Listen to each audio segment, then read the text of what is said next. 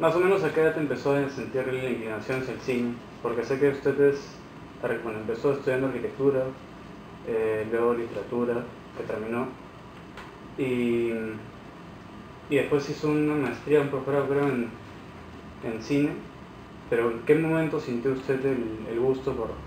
Bueno, yo fui cinemero, porque ya no sé si se sigue usando el término, pero sí siempre me gustó el cine.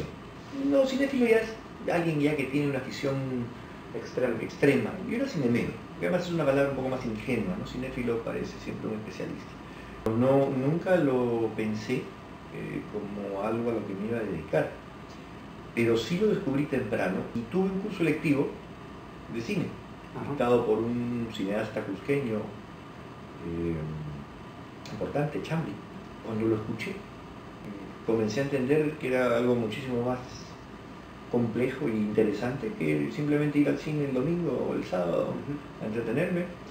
Cuando descubrí que el cine era una cosa parecida a la literatura, que podía tener el valor artístico y al mismo tiempo la capacidad intensa de generar reacción, emoción, comunicar, me comencé a interesar. Entonces volví a meterme en un curso de cine, esta vez en la Católica, que lo dictaba el profesor Isaac León, y ahí ya confirmé que me interesaba. Y descubrí que me interesaba mucho de que había una ley que había comenzado a permitir que hubiera cine en el Perú, que digamos, promocionaba el cine, la 19327, que había sido promulgada el año 72, y que entonces había alguna forma de poder hacer cortos y que la inversión se recuperara y que podía uno convencer a un inversionista y ganar un poco de plata. Y entonces el interés simplemente teórico, intelectual por el cine, descubrí que también me provocaba hacerlo y entonces pasé a hacerlo. Y en su primera experiencia de largometraje, que es, bueno, creo que su episodio del Cuentos Inmorales de la Mercadotecnia o las aventuras de Mercurio, ¿no? ¿Cuál fue qué pormenores tuvo, cuáles son sus, Bueno, fue el segundo largometraje que hizo una empresa que había constituido Francisco Lombardi, que realmente la empresa era de su cuñado y que estudiando la ley percibió que podía hacer negocio y armó esta empresa para producir cortos y después largos. Entonces produjo el primer largo de Lombardi, que fue en el 76, y yo lo conocí a Lombardi porque cuando yo quise hacer un corto, me dijeron, mira, hay un muchacho que ha hecho un cortito y que te puede contar cómo es la cosa. Entonces le toqué la puerta al muchacho y era Lombardi. Tendría 20 y tantos años, yo tendría 20 o 19. Pero nos hicimos amigos, entonces él me llamó a que colaborara en su oficina, que quería gente que lo ayudara en los proyectos. Ayudé porque me dijo, revisa este guión, dame tu opinión. Y como yo había estudiado arquitectura, me dijo, ¿por qué no haces la dirección de arte? Fue el primer trabajo que yo hice de arte en el cine, fue el primer largo de Lombardi, que se llamó Muerte al Amanecer. Se nos ocurrió sugerirle, que era una forma también de conseguir hacer uno, y dijimos, ¿por qué no hacemos una película de episodios? Cada uno hace media hora, y es más fácil hacer, no tienes que pensar en una historia completa. Y le encantó la idea, y la propuso y la aceptó. Entonces hicimos estos 4 episodios, tomando como tema en general historias de la ciudad. Yo tenía esta historia que yo había escrito porque un día le había escuchado a un amigo que le había pasado lo que después relato en el corto, que es un cursillo se llama motivador y autoimpulsores, es un sistema por el cual motivan a los vendedores a salir con gran empuje a vender.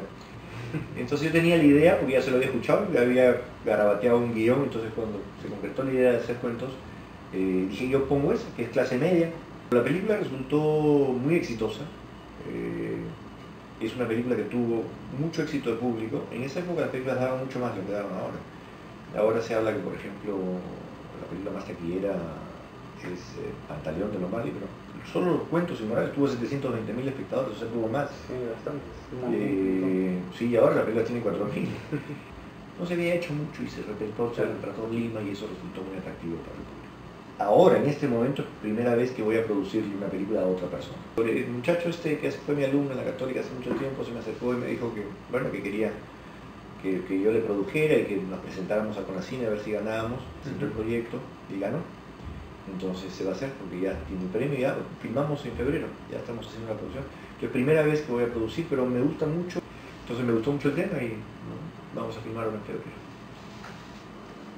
Yo creo que un cineasta necesita algunas cosas para formarse, pero aparte de eso creo que el hecho de que haya una tradición cinematográfica en el Perú colabora, le resulta de un enorme beneficio, una base buena para poder emprender proyectos.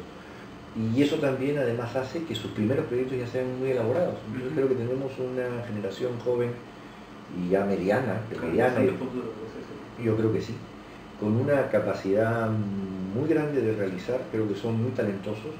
Algunos de ellos, como Claudio Llosa, es sorprendente, o sea, creo que había hecho una cosa en su vida y ha pasado a hacer dos largos con un acabado, con una cosa profesional, con una madurez temática, estilística, impresionante, y así como ella otros.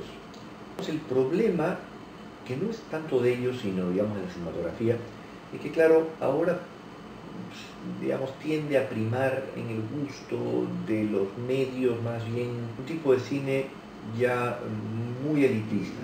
El arte, digamos, erudito, culto, se ha vuelto muy elaborado, sus códigos son muy complejos y por lo tanto no es fácil que un público masivo acceda al arte contemporáneo. Es como la pintura o el arte contemporáneo, que a veces la gente no entiende que es arte. Entonces creo que eso nos está pasando en el cine. El cine, que ha sido un medio popular de diversión, el cine peruano ha emprendido, creo, un camino excesivamente elaborado. Entonces ha terminado por distanciarse del público.